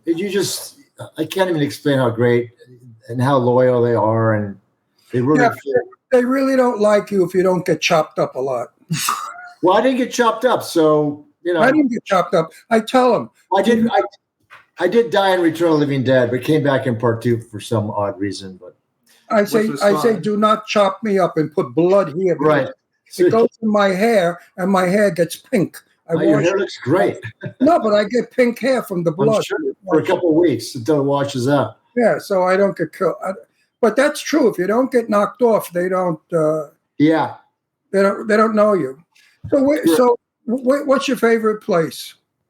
What do you mean? Favorite place? Yeah, like where would you like to be right now, other than on our stupid show? I'd like to be I'd like to be in Italy, someplace in Italy. Where? Place. Italy. That's where he's from. I'm Italian. I'm half Italian. Okay. My mom's maiden name is Albanese. Albanese. I've been to Italy several times, and you can't get a bad meal. It's just unbelievable, and it's so beautiful. No, it's the tomatoes. Whatever the earth. Yeah. The tomato. I bought tomatoes canned here from Naples. Bullshit. It didn't taste like it. Right. I have family in Italy, and when I go, I see my family. And, they think I eat like 30 years ago. They have 100 people at the table and about 99 courses. Oh, come on, some prosciutto, come on, a little veal, a little. I said, we don't eat like that. Yeah, no. I eat a little chicken, asparagus, and salad, and è finito. You're good to go. But what part of Italy do you visit? Your family? My father was from Genoa. My mother was born in Hell's Kitchen, New York, 9th Avenue. But her mother came from Venice, and her father came from Naples. So I'm all over the map. Gotcha. But I love Italy. I told Jimmy we have no time. I hate this business. We're so busy. He is that we don't have time to go. But I'm going to threaten him. Well, you got to make time. No, a friend of mine he makes olive oil and sends me over a couple. Oh, that's nice. I have got to tell you, I will threaten him. I will call people I know in Brooklyn. I will have him killed. You can't have my knees broken because no. I'm not going to have you. I'm going to have you killed. Stop it, Brandy. They're going to kill you. They're going to actually kill you dead. Yeah, right. And then we're going to build a bridge going from Brooklyn to New York, and he's going to be in the bridge for sure. Okay. If we don't go to Italy, so I'm married to him. Did you know that we're gay? We're faggots. I'm married to him. I made a wrong turn somewhere. You look like you're attached at the shoulder there. We practically are. We go everywhere together. We love each other very much. That's nice. We're Randolph Scott and Cary Grant. They had a love that lasted till both of them died. Mr. Blackwell was my best friend, and Richard Blackwell knew them well. Supposedly, rumor was he was in a three-way with them. Well, who knows? But Randolph Scott and Cary Grant definitely for 6 years were living together, and they were lovers, and they loved each other until they died. Just because you're gay doesn't mean you can't love. People think it's weird and queer, but it's not. Don't you love your dog? Don't you kiss your dog? You don't make out with your dog? You have a dog. That's we weird. have 3. A lot of people think that bestiality is weird. It is weird. Give me a lips, baby. We have 6 of our own here. Okay, so you make out with your dog. My wife rescues dogs, so we have another 3. All three of ours are rescues. So 16 on the property right now. Wow. Good for you. That's awesome. Good for you. That's really like. I like you more now. I like you more. I'll buy you a drink when I need So, what are your from all your long history of all the cool things you've done, and also first, real quick. So, Failsafe. I don't know. I think that might be the only thing I haven't seen. I don't know if I've seen. Failsafe. Oh, you won't see it. It was a live TV event for East Coast and West Coast. It was shot live at the time. Oh, but it was a movie. What the people though? Look at the fucking people though that were on it. There was a movie in the 1950s. Called Henry Fonda, yep. Called Failsafe. See that? Yep. Black and white. There's your black and white too. I know the film well, but I don't want people to get. Well, he did a live. I don't want people out there my age to get confused. No, they did live. The Fonda Failsafe was not Tom's Failsafe. What was your Failsafe? Was it based on the movie, the older movie? Yeah, same premise. Oh, that's cool. That's cool. Yeah, it was really cool. So you guys, by the way, it was a very good movie. Tom's Failsafe, you guys. Tom's Failsafe, you guys had Walter Cronkite, Richard Dreyfuss, Brian Dennehy, Noah Weil, George Clooney, Hank Azaria, James Cromwell, Sam Elliott, Don Cheadle, Bill Smitrovich, Harvey Keitel, and Norman Matt Adler too. Who? Matt Adler, the big surfer. Matt Adler. Oh yeah, that's cool. I mean, those are huge people. Harvey Keitel. Harvey Keitel, yeah. Character. Was he not a character? He wouldn't die. His death scene was so long. I could hear George yelling, "Die already!" And it was a live. I was at a party that he was cyanide, because he had to kill himself for some reason. He took him. I was at a party that he was at in Beverly Hills how many years ago? He was young, I guess, starting off, and I said something to him, and I said, let me get the story right. I said, "You're Harvey, aren't you Harvey Keitel?" And he said to me, "Oh shit, what was his line? It was so funny. It'll come to me." Oh, I don't remember. I had it and it went away. Damn it. Anyway. I'm going back 40 years ago. Come on. And I had a memory then. It'll come to me. All right, so we'll let it come back. So how about this? So out of all the different things, do you have a favorite? Like one of the things that was the most fun? It might not be the best. Yeah, I'd have to say Return of the Living Dead was probably my favorite movie experience. And I appreciated it more and more the more projects I was working on, and I just realized how special it was for a couple of things. Dan O'Bannon, the film was a collaboration. So, and what I mean by that, we talked about every scene. I was in a lot of scenes with James Karen, so he and I worked on every scene together, and a lot of stuff was improvised and ad-libbed, and we went to Dan and said, if we could, what about this and what about that, which was unusual because he also wrote the script. And he also directed his first time directing. So it was a great movie. We also rehearsed for a couple of weeks before we started principal photography, which no one ever does anymore. He hates that. He can't stand that. Let's talk about that. I'm going to stop you right there. You just hit a vein, a nerve. You know what? I was on a movie, first day shooting. I said, where are my marks? They said, you don't have any. I said, I don't have any marks. What do I do? He said, you walk over to the window, pull back the curtain, look, and then open the door. I said, what the fuck are we in, high school? Where's the camera? Up there. I said, oh, I thought that was a security camera. No, that's the camera we're shooting with. Oh, okay. I was so unhappy on that film because I felt like I was a novice. I felt like it was an immature film. I felt like nobody was professional. I'm used to listen, I was on a film with Sophia Loren and Tab Hunter, 1959. The cameras were the size of Volkswagens. Yeah. The cables were like that. The lights, if you went too close to the light, your hair burned. That's right. I was used to directors and camera people running around, sound, mopping. Come over here, you're sweating. Not now. We were in a friggin' log cabin, not even, what was some shithole, and a dump. So ask him how he thinks. So wait a minute, I'm not done complaining. At my age, we're allowed. Have you ever been in a situation like that where you wanted to go home and go to bed because it was so unprofessional? Yes. Or just get out of there. Horrible. Isn't it horrible? Yes. So you've done both, though, right? Because I see you want to talk more about it. I see Shut the fuck up. No, let me talk. He's going to give me some dirt. Shut up. He's not going to give you dirt. Go ahead. Yes, he is. Okay, go ahead. Talk. Brandy, get off our lights. See, dog's a rescue girl. She hit the button for our lights. Yeah, all our dogs are rescue. So tell me about your experience that you didn't like. Oh, it's the production. I did one probably 4 or 5 years ago where they rented this convenience store. It was a gas station / convenience store. I'm behind the counter, and then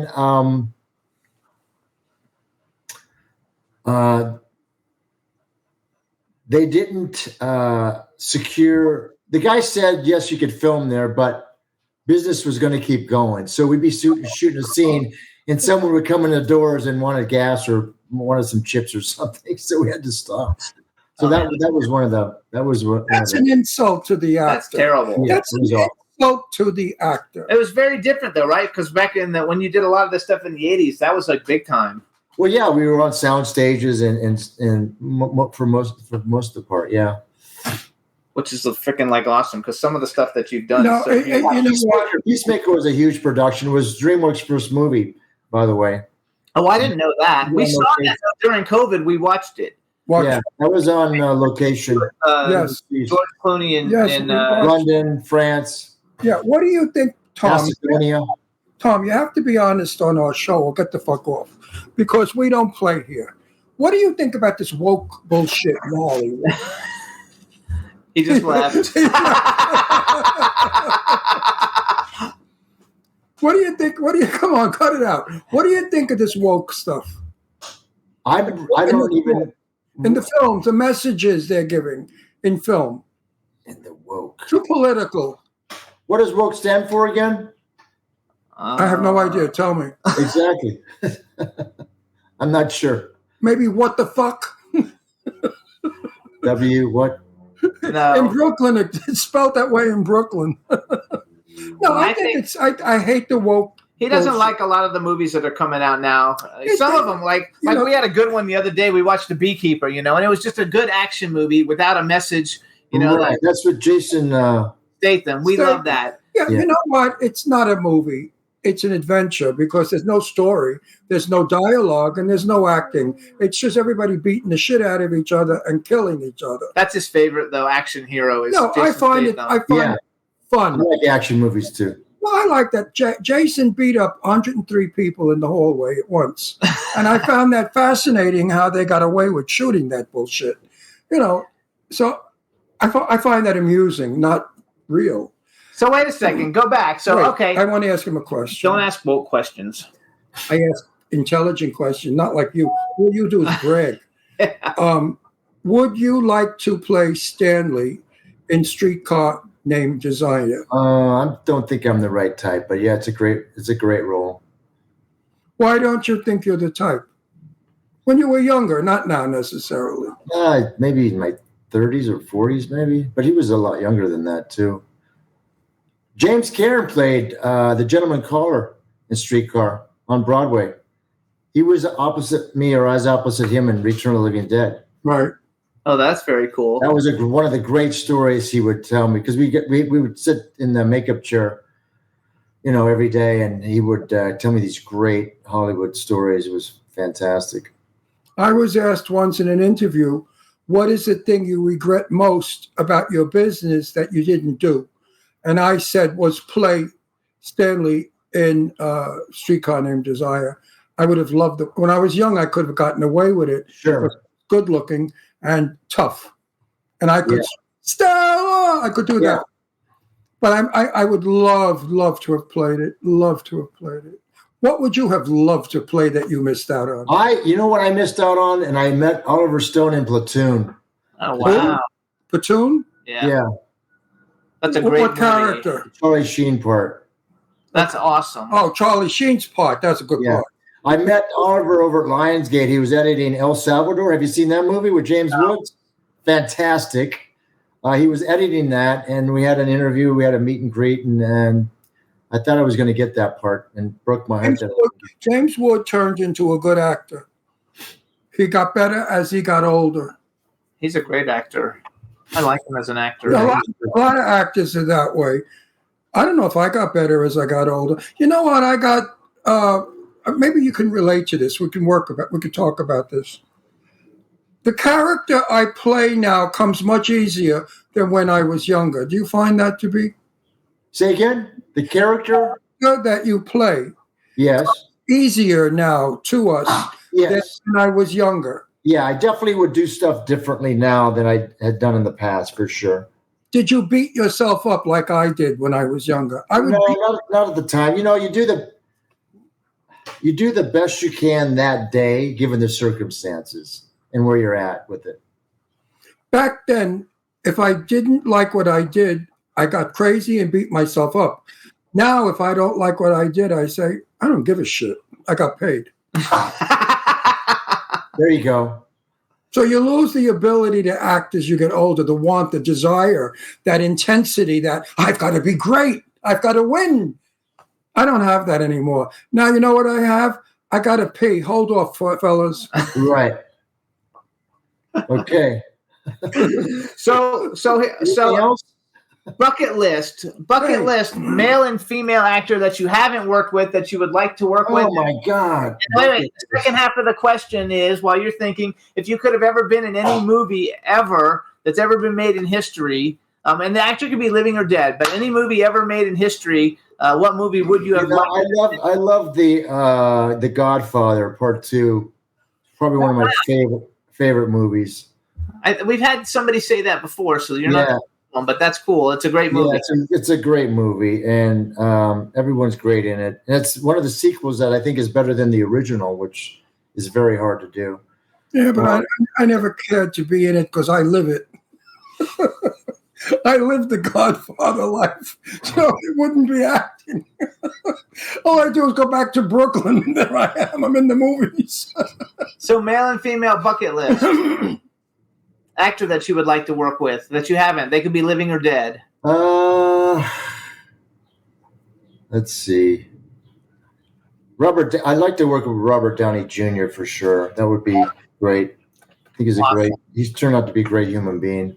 Yeah, fantastic. And Meryl Streep would be phenomenal. Everybody with Meryl. There are so many actresses. She makes everyone better. You think she does? Yeah. I think she's. It's like playing tennis. You always play with someone better than you to up your game. Do you play tennis? I have, but I haven't not recently. Pickleball is a new thing. Yeah, I know. I played tennis through college, and now I have a bad knee and I can't play. But I wanted to learn how to play pickleball. Do you play pickleball? Yeah, I have. Yeah, I know a couple people here have courts. Oh, that's a lot of fun. You should pick up. You should the bad knee. You should probably take up ping pong then. Yeah, I used to be really good in that too, but I have a friend, Steven Martinez, but I don't think he goes by. He's like one of the pickleball champions in the country. And he was a big soap opera actor from I have Hospital. to get personal. I'm told I have to get personal. Okay. Children. Okay. Wife. Is your wife in the business? She's not. Well, she was. She used to do, she's a journalist. So she would do the red carpet, interview people on the red carpet. Well, I feel sorry for her. When they were doing junkets back in the day, she would go and they would send her wherever. Right. All over the place. And we have 3 kids. And they are boy, girls, what? 2 boys and a girl. How old? My daughter is in Prague right now. She's going to NYU. She's doing a semester in Prague this semester. She's 19. My middle son's 22 and my older son's 24. Are any of them in the business? Yeah, absolutely. Do any of them want to be in the business? My daughter is taking up photography, so maybe she'll become a DP at some point. That's cool. My 2 sons are not. So you have no wannabes in the family? No, and I wouldn't encourage it. Especially as a child, I would not encourage it. No, I think you have to discover it on their own anyway. I have 2 daughters, and my one daughter she was like one of these beauty pageants, and she became like a big model. And I said to her, why did you quit? You were starting to make money. She said, if one more person touched my face, I was going to punch them. Sure. I can't stand being touched or looked at. Yeah. And she's so beautiful. And the other one was an actress. And I said to her, so how come, Deirdre, you quit? She said, because they're all crazy. You do it. And I said, okay. So my kids don't have a very high opinion of anything that's other than being normal and average. I love it. Your kids too. I understand the model. I modeled for about 2 years. After I quit Lorimar, I did modeling, and then I did commercial actor. And it was very unfulfilling, to say the least. Who did you model for back in the day? My agent was Cunningham, and I did an Adidas campaign, catalogs, and no specific brand, just a bunch of different, and I did runway shows downtown at the California Mart. How tall are you? 6 foot. Oh yeah, so you're a big guy. Okay. Yeah, and I'm off the rack as far as 40 regular. That's a standard designer size before they go into production. So I almost did every size. I modeled for Sears and Roebuck. I did Sears. I did a Sears commercial. Sears. No, I didn't do I was in the book. Yeah, the catalog. The catalog. They took one picture. The dryer. These are the dryers. Well, wait a minute. Tommy, they took one picture of me, and colorized it in 5 different suits. Oh, wow. Brown, black, blue, and gray. Right. And I quit. I never did it again.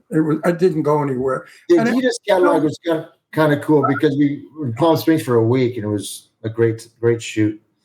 When you're a young guy and you're a model, they love to sort of fix your trousers by your crotch for some reason.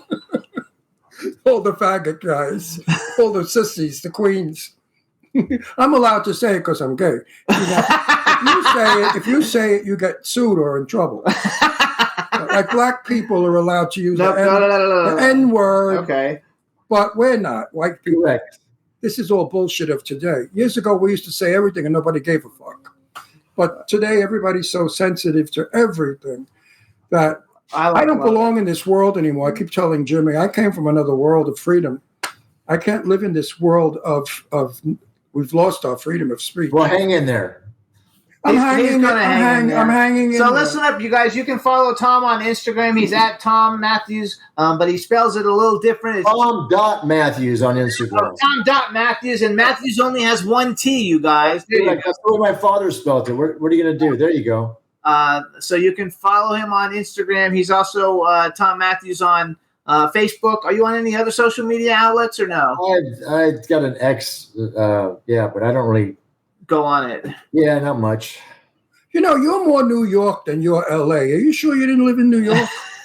My mom was from Pennsylvania. Maybe that has some from Scranton. We lived there for 5 years. Your whole demeanor, New York. Your attitude is New York, and your edges. You Very, you have an edge, and that edge only comes from New York. Forget about it. What are you talking about? There you go. You could be in my movie because in LA, it's the dog. And I shot her beaver. If you ever say in Brooklyn, I shot her beaver, they beat the shit out of you. And they get away with it here. Oh, it's real neat. I shot her beaver. When they say that, I cringe. I say, what the fuck am I? Have you lived in LA your whole life then? Yeah, I lived in the same 40-mile radius my whole life. Yeah. Same 40-mile radius your whole life. He was born on Hollywood Boulevard. You can't get more LA than that. Graduated from Fairfax High School. Went to summer school. Had to do a summer school at Hollywood High School.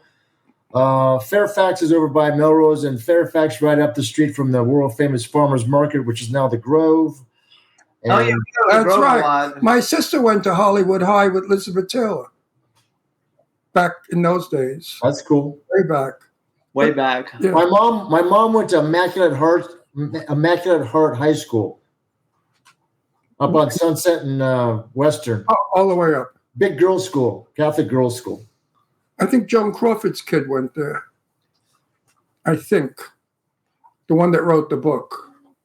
The nasty book. Yeah, but I know people that knew Joan Crawford, and they said she was not mean or vicious. She was just crazy. She's bipolar. Same thing with Ava Gardner. I said to Jane Russell, who knew Ava Gardner well, what was Ava Gardner like? She said, nuts. So there you go. Ava Gardner was nuts. And Frank Sinatra couldn't get it. Did you have fun while you were doing all these huge projects? Was it fun for you? Yeah, it's great. I love it. It's good. Do you love traveling? I love, being on the set. Love working on the characters. Do you love the social life? Or are you just an actor, or do you love? Yeah, I don't have a lot of friends, but the ones I do have are core friends I've had for forever. I tell Jimmy if I have to go to one more cocktail party, I'm going to shoot myself. I really am so tired of them nowadays. Shut up, Astro. Just say no. Nowadays, because there's nobody there. I have to go to network because I have to find funding for films and stuff. Yeah. I have to go, and so Astro. Stop it. Yeah. There's that part of it. All right, so we've only got like a minute and a half left. So, yeah, do you have anything else? Let's say nice about him. He's fabulous. I like you. You're a nice guy. I could be friends with you. Astro, shut the fuck up before I give you away to Tom. Never happened. Never happened. Oh my God, that dog! He's the love of my life. All our dogs are big dogs. They're German Shepherds, and that my wife rescues. We have this big dog. We have one big one, but we don't have a big enough yard. You must have a big yard if you. We have a big front. I'm almost on an acre. Okay, yeah, so they can run around because Palm Springs, the backyards are like tiny. Oh, my sister's in Palm Springs. Yeah, that's cool. Yeah, so we go there all the time in high school. Our big dog, our Brazilian Fila Mastiff, he's on his way out. He's an old guy now. Yeah. He just sleeps all the time, and we're waiting for him to go. Sure. The vet said she's never seen a Mastiff this age yet. He's not healthy. They think he has cancer, but he's not in pain. But he's like 14 years old, and they don't live that long. Yeah, that's old for. And he won't give in. He won't give it right out. His name is Shazam. He's a great dog. All our dogs are great. So anyway, you guys, listen up. You guys. So do you have a project coming out that we should tell anybody about? We're supposed to be doing. John Eisenberg's working on summer something. The sequel to a movie we did a couple of years ago. Okay. We got really good reviews, and so there's working on that. But you like sequels. I think sequels, they just don't, you know. Well, I'm in the first one, so it would make sense that they have a sequel. That you're in it.